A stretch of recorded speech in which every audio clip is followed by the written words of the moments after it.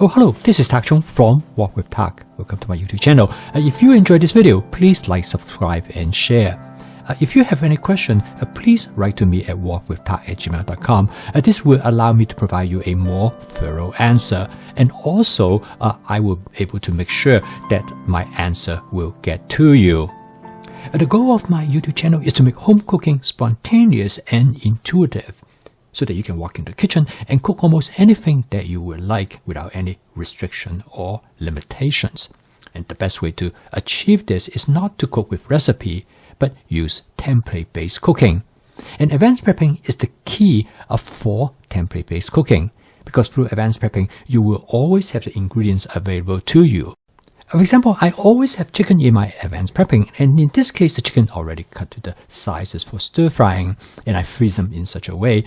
When I want to use them, all I have to do is to put them in a bowl of lukewarm water, and I bend them a little bit while they start to thaw, and this will greatly accelerate their thawing process. In this case, an 8-ounce pack of chicken, as shown here, will be able to thaw in about 10 minutes or less. And this allows you to cook chicken almost any time you want. And instead of freezing the chicken when you bring it back from the store the way as it is, by prepping that in advance, you will be able to use chicken not only any time you want, but you will be able to go from the freezer to the wok in less than 10 minutes. In this particular dish, which I call it ginger chicken, which I use a template that I use for shallow frying chicken. Now, in this template, you coat the chicken with cornstarch, and then followed by with the Walk with Tak's basic seasoning mix or any other seasoning mix that you would like to use. And this is by a little bit of sugar. Now, the key fact about this template is the cornstarch. It will give the chicken a light, crispy breading. And using this method, you can cook the chicken to the way how you want it, but you can apply it in different type of situation, as I will show you in this dish, which I'm going to cook a chicken, which I call it ginger chicken, because it contains a good healthy dose of ginger, since my wife loves ginger. Now, again, ginger is a template for you how to prep them. Best way to prep ginger is that to use a spoon to scrape off the skin of the ginger. Now, in this case, I want to actually mince the ginger. Now, mincing ginger could be quite a bit of work, but I find out that one of the best way to mince ginger is to put them in a small food processor. I have this manual food processor was given to me by my friend Regina, and it turned out to be absolutely useful and essential for mincing ginger. When I put it into this manual hand processor, all I need to do is to pull a string, and that will rotate a blade inside the processor, and it does a really good job. In a matter of seconds, you have the ginger already minced and to the exact texture that I would like. And this way, you can create ginger flavor in the chicken without actually taste the bitterness of the ginger. Now, the other ingredients I'm going to use is also extremely useful in many different type of cooking situations. That is scallion. A scallion is a great garnishing agent, and you can use scallions in many different capacities. It usually at the end of the cooking process. I prep the scallion in two different ways. The top part of the scallion is green in color, and I cut them into small pieces. They are very good in adding at the top as a garnishing agent, and they provide nice color as well as flavor to the dish. Whereas the bottom part of the scallion is quite different. I cut them into thin strips. They add different type of flavor. They are more strong in onion flavor. So if you want onion flavor, you can use the bottom part of the scallion. Another interesting thing is that by separating them, the bottom part of the scallion has a much longer shelf life, and they can store in the refrigerator for up to maybe 2 weeks. I'm going to cook this dish in my Cuisinart 14-inch stainless steel wok, which is my everyday wok. I'm going to start out with about 2 tablespoons of canola oil. This wok is really versatile, and it can use for many different types of cooking functions. And for stir frying, this wok is very easy to be seasoned. I season it with my spot seasoning method that will create a non-stick cook surface. This method is extremely simple, and it only takes about 15 to 20 seconds. And you can take a look at this video for more information how this method actually works. Now I'm going to let the oil to smoke a little bit, usually for about 10 to 15 seconds before I'm going to add the chicken to the wok. Now you notice that the chicken that I add to the wok has been coated with cornstarch, and they tend to stick together. And the best way to separate them is to use a pair of long-handled tongs. It's always nice to have such cooking utensil, and I use it quite a bit, particularly in the case with shallow frying.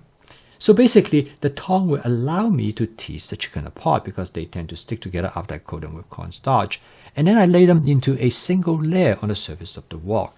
Now, another reason I like this wok is that this wok is also frequently referred to as a wok pan because it has a relatively large flat surface area, which is about 9 inches across. It's almost the size of a small frying pan. This method is actually very similar to deep frying, except you fry the ingredient on one side first and you turn it over to fry the other side. Of course, the advantage of this method is that you don't need to use as much cooking oil as in the case of deep frying. But of course, the disadvantage is that you will not be able to fry the ingredients as thoroughly or as evenly as in the case of deep frying. But for this purpose, it actually works quite well. It allows the chicken to have an interesting flavor between the part that it's coated with cornstarch and fried into a crispy breading versus the part is relatively soft. Again, as I mentioned earlier, this is a template. Like all templates, you can apply it to many different types of food ingredients. And this method works very well with chicken, but it also works extremely well with other types of meat, such as pork, beef, shrimp, and fish. Now, there's always a fine point of overcooked or undercooked chicken. I want to cook the chicken about 50%, and next I add the ginger that I have minced. This is what will give the chicken a strong ginger flavor. And it's important that I add the ginger at this point, and then I add some color bell pepper. They're mini color bell pepper. This is followed by adding some scallions. Now, all of these ingredients added at this point are because I do not want to cook them too much, and this will give the chicken a nice, strong flavor when it goes with the ginger, the pepper, as well as the scallion. However, ginger always has the strongest flavor, and you would definitely taste the ginger. And if you like ginger, this is definitely a good way to approach this. And since my wife loves ginger, and I intentionally add the ginger toward the end, the earlier you add the food ingredients, the less you're going to taste them. But if you add them later, it's more likely they will become more distinctive. Okay, now the dish is done. Now I did not season this dish at all. And for the reason is because I want the natural flavor of the chicken come through as much as possible. And since I already seasoned the chicken with my wok with tak basic seasoning mix, so it will give it a nice umami flavor. But more importantly, by using this method, by adding the ginger toward the end, this dish will have a very powerful ginger flavor. And this is something that my wife really enjoys. So as you can see here, this is an approach of flavor chasing. The different aspect, how I treat different food ingredients, will provide me a approach in how to get the flavor that I want. And this method is ultimately the most efficient and effective way to create the flavor that you love. Now, okay, now that the dish is done, but I want to show you that I actually use this ginger chicken in a different capacity in this particular dish because I cook another dish which includes Brussels sprouts, broccoli, and several other ingredients together with shrimp.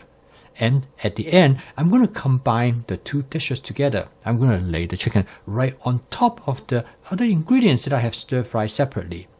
And the reason that I stir-fry both dishes separately is because in this way I can control the texture as well as the flavor of each of this dish. And when I combine together, they will create an entirely new, different type of a culinary experience. As the saying goes, is that the whole is greater than the sum of the parts. And this is exactly what happened.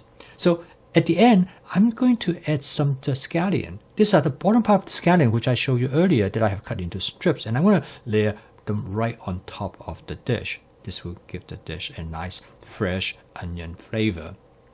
Okay, so In this video, I want to show you how flavor chasing could be done in many different ways. And in this case, how template-based cooking allow you to use different type of ingredients to create dishes that's similar in approach, but very different in outcome.